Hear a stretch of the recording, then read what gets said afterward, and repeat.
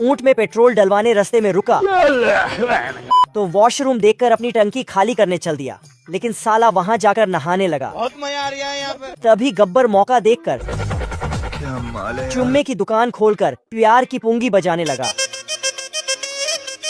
तो बसंती नागिन बनकर चुम्मा लेने पहुँच गई। 150 रुपया देगा। अच्छा ठीक है। लेकिन ये साला चुम्मा देकर इसे ही घोड़े पर भगा ले गया। बंटी टंकी खाली करके आया तो देखा उसकी बसंती गब्बर संग भाग गई।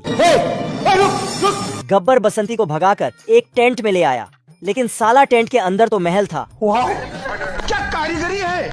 बंटी धूप गर्मी सहकर बसंती को बचाने आ रहा था, तभी साला ऊंट का टायर पंक्चर हो गया।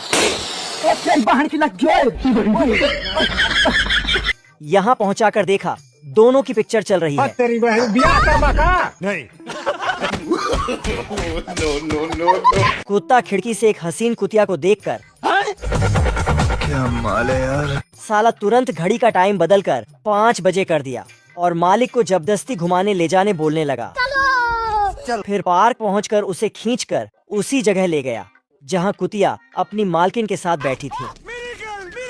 है मुझसे कोई स्मार्ट बताओ। 30 मार खान की तरह स्टाइल दिखाकर इसके सामने से गुजरता है तो कुतिया भी उसकी सुंदरता पर फिदा हो जाती है।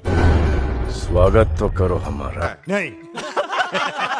कैसे कैसे लोग रहते हैं यार यहाँ। कुत्ता अपनी प्रेम कहानी आगे बढ़ाने के लिए मालिक और कुतिया की मालकिन का चक्कर चलवाने के नाकाम कोशिशें करने लगता है। अरे बाप रे, क्या कर रहे हो तुम? फिर दोनों को रस्सी से जकड़कर पानी में गिरा देता है।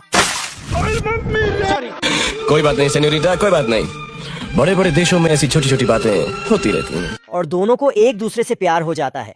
फिर मालिक और मालकिन की शादी होते ही कुत्ता भी कुतिया का हाथ मांगकर उससे ब्याह रचा लेता है। फिर चारों खुशी से एक घर में रहने लगते हैं।